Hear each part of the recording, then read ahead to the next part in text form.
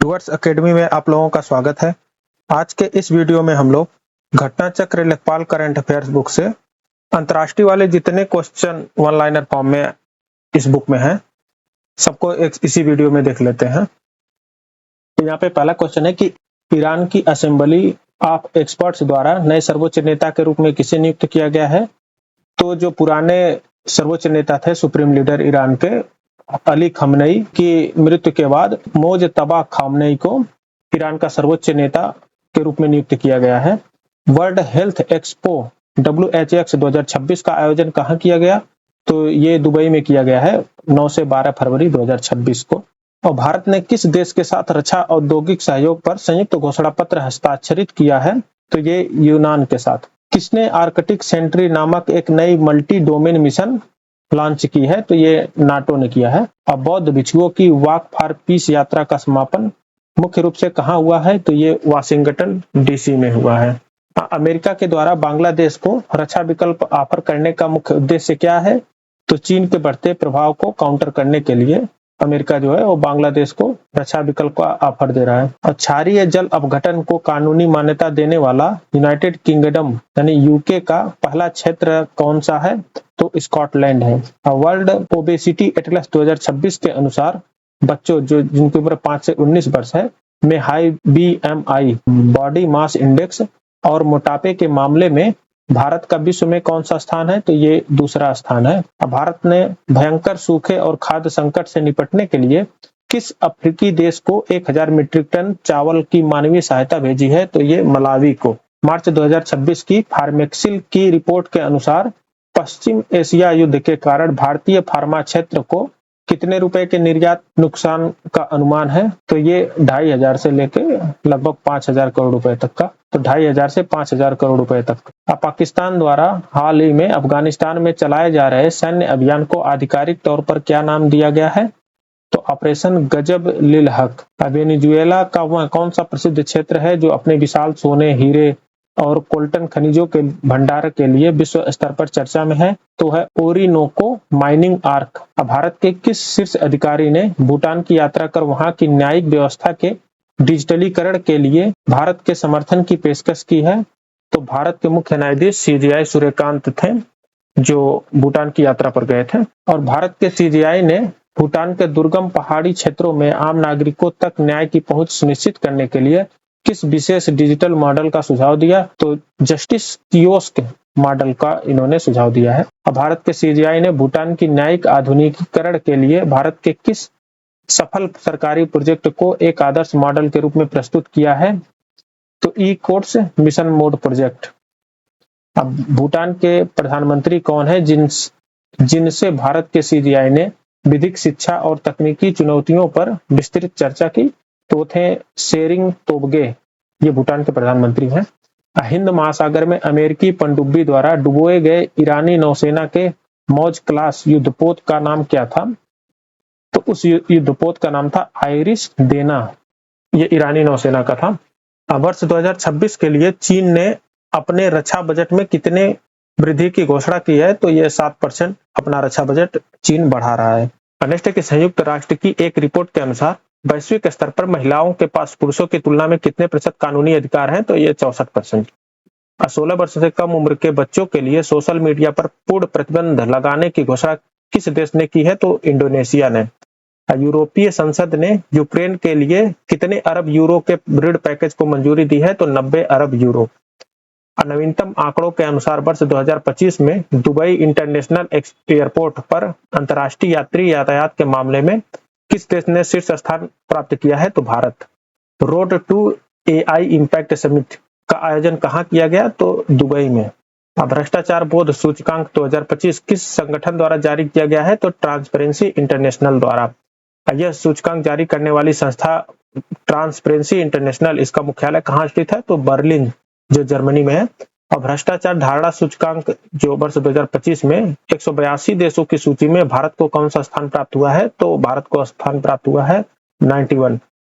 मजबूत संस्थाओं और पारदर्शी शासन के कारण कौन सा देश ये करप्शन इंडेक्स में 89 अंकों के साथ लगातार 8वें वर्ष शीर्ष पर बना हुआ है? तो वो है डेनमार्क। सूचकांक 2025 के अनुसार सबसे कम मात्र 9 अंक प्राप्त हुए हैं। वो कौन सा 2 देश हैं जो सबसे निचले स्थान पर सबसे भ्रष्ट रहे हैं? तो सोमालिया और दक्षिणी सूडान।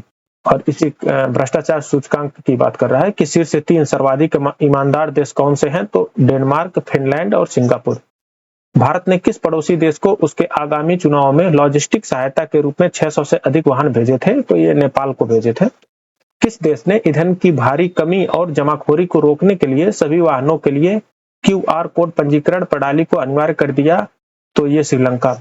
अमेरिकी राष्ट्रपति डोनाल्ड ट्रंप ने किस जलमार्ग की सुरक्षा के लिए नौसैनिक गठबंधन बनाने का आग्रह किया है? तो ये हॉर्मुज जलमर्ग मध्य के लिए।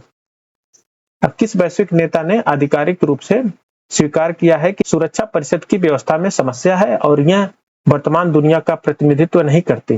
तो एंटोनियो गुटेरेस, जो यूएन के महासचिव हैं, उन्होंने ही स्वीकारा है। नेक्स्ट है कि किस अंतरराष्ट्रीय संस्था ने ईरान इजराइल संघर्ष के समाधान में भारत की भूमिका को महत्वपूर्ण बताया? तो संयुक्त राष्ट्र मानवाधिकार कार्यालय। चिली के नए राष्ट्रपति के रूप में किसने पदभार ग्रहण किया? तो जोस एंटोनियो कोस्ट। किस देश ने ऊर्जा संकट के कारण सभी विश्वविद्यालयों को समय से पहले बंद करने का निर्णय लिया है? तो बांग्लादेश। मध्य पूर्व के संकट को देखते हुए अमेरिका ने भारत को समुद्र में फंसे किस देश के कच्चे तेल को खरीदने के लिए 30 दिन की छूट प्रदान की है? तो रूस से खरीदने के लिए। अमेरिकी विदेश विभाग ने किस कूटनीतिक हथकंडे का आरोप लगाते हुए अफगानिस्तान को गलत तरीके से हिरासत का प्रायोजक घोषित किया है? तो यहाँ पे बंधक कूटनीति, हॉस्टेज डिप्लोमेसी के तहत। किस पंचवर्षीय योजना के तहत चीन भारत से सटे सीमावर्ती क्षेत्रों में राजमार्गों तथा रेल मार्गों का जाल बिछा रहा है? तो 15वीं।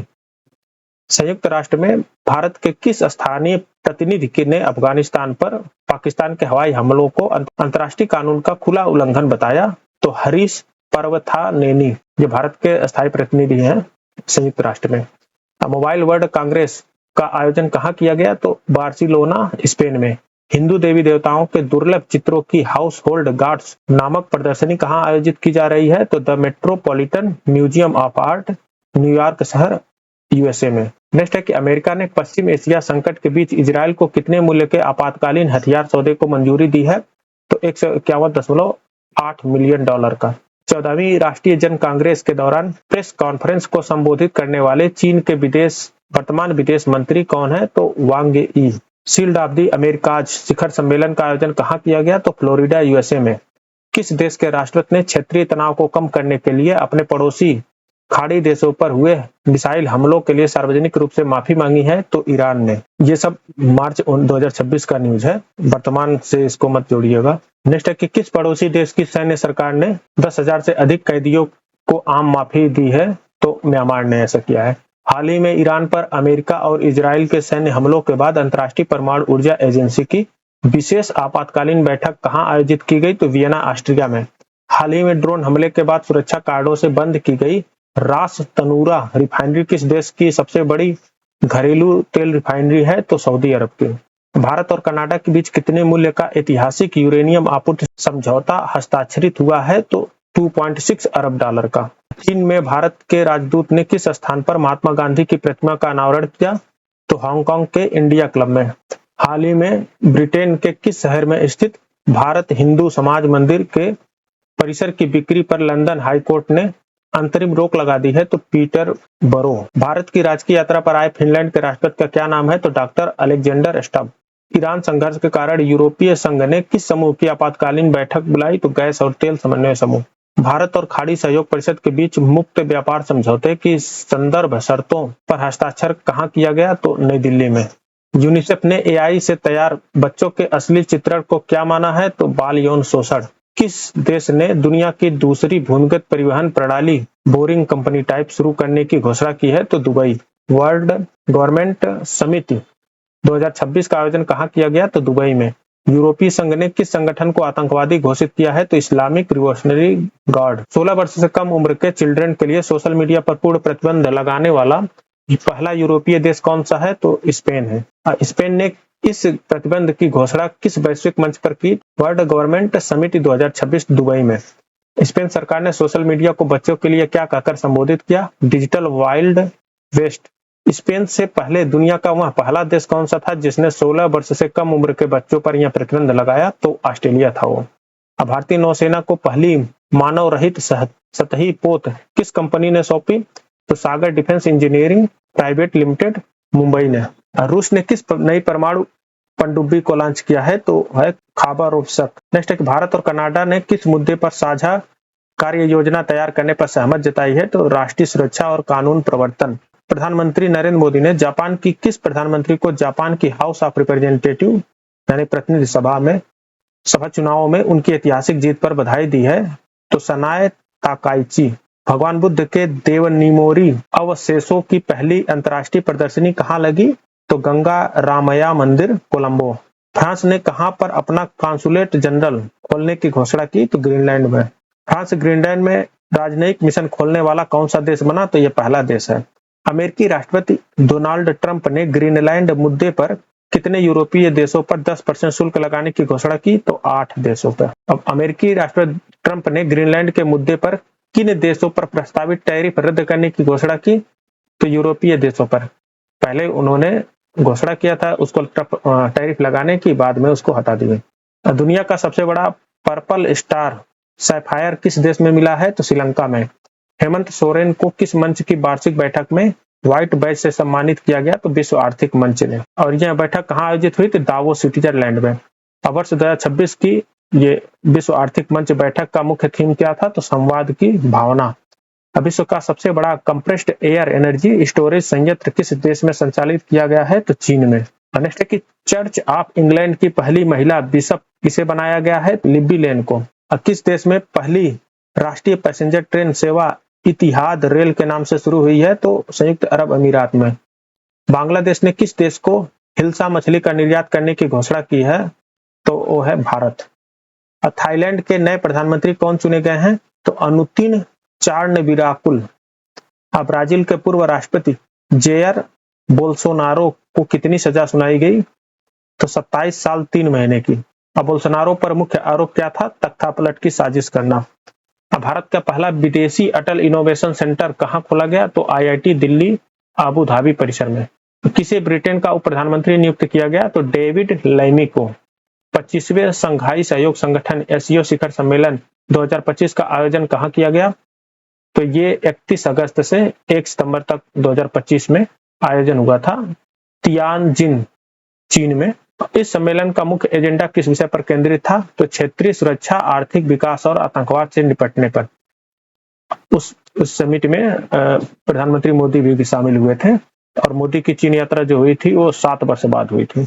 नेक्स्ट है कि अमेरिकी राष्ट्रपति डोनाल्ड ट्रंप ने हाल ही में किस विभाग का नाम बदलने का कार्यकारी आदेश दिया है? तो रक्षा विभाग का नाम बदलने का, और रक्षा विभाग का नाम बदल के युद्ध विभाग कर दिए हैं, वार डिपार्टमेंट। किस पूर्व राष्ट्रपति ने युद्ध विभाग की स्थापना की थी अमेरिका में? तो जॉर्ज वाशिंगटन ने। थाईलैंड की संवैधानिक अदालत ने किस प्रधानमंत्री को पद से बर्खास्त कर दिया? तो Paetongtarn Shinawatra. Abu Dhabi national oil company ने इंडियन ऑयल कॉर्पोरेशन लिमिटेड के साथ कितने वर्षीय बिक्री और खरीद समझौते पर हस्ताक्षर किए हैं? तो 15 वर्षीय। 15वां भारत जापान शिखर सम्मेलन, वार्षिक शिखर सम्मेलन कहां आयोजित हुआ? तो ये टोक्यो में। नाटो ने अपना रसद मुख्यालय कहां स्थापित करने की घोषणा की? तो ये एनकोपिंग, स्वीडन में। भारत सरकार और संयुक्त राष्ट्र के विश्व खाद्य कार्यक्रम ने वैश्विक स्तर पर किसके संकट के निपटने के उद्देश्य से सहयोग की घोषणा की? तो भुखमरी संकट से। स्मार्ट सिटी इंडेक्स 2025 किसने जारी किया था? तो ये international institute for management development ने, IMD ने। और स्मार्ट सिटी इंडेक्स में शीर्ष स्थान पर कौन था? तो ज्यूरिख था ये। इस इंडेक्स में शीर्ष 3 शहर कौन से हैं? तो ज्यूरिख जो स्विट्जरलैंड में है, ओस्लो जो नॉर्वे में है, और जेनेवा जो स्विट्जरलैंड में है। ये तीनों शहर शीर्ष पे थे। अब भारत के किस शहर की रैंक प्रथम है? तो ये बेंगलुरु की है, और ओवरऑल जो है बेंगलुरु का रैंक वो 110वां है। और डोनाल्ड ट्रंप ने सर्जियो गोर को किस देश में राजदूत नियुक्त किया है? तो भारत में। प्लास्टिक प्रदूषण पर अंतर सरकारी वार्ता समिति के 5वें सत्र के दूसरे भाग की बैठक कहां आयोजित की गई? तो जिनेवा, स्विट्जरलैंड में। अब भारत के लद्दाख स्थित कारगिल जिले से ताजा खुबानी पहली बार किस देश के उपभोक्ताओं के लिए पेश की गई? सऊदी अरब के लिए। विश्व स्वास्थ्य संगठन ने केन्या को किस बीमारी से मुक्त घोषित किया है? तो निद्रा रोग, स्लीपिंग सिकनेस से। पिछले 6 वर्षों में दक्षिण कोरिया की सेना में कितनी कमी आई है? तो 20% की कमी आई है। लाखों वर्ष पुरानी पत्थर की कलाकृतियां कहां से प्राप्त की गई हैं? तो सुलावेसी द्वीप, इंडोनेशिया से। किस देश के संस्कृत एवं प्राच्य अध्ययन विभाग ने पहली बार प्राचीन भारतीय वास्तुकला विज्ञान वास्तुशास्त्र को समर्पित एक विशेष प्रदर्शनी का उद्घाटन किया है? तो ये श्रीलंका में।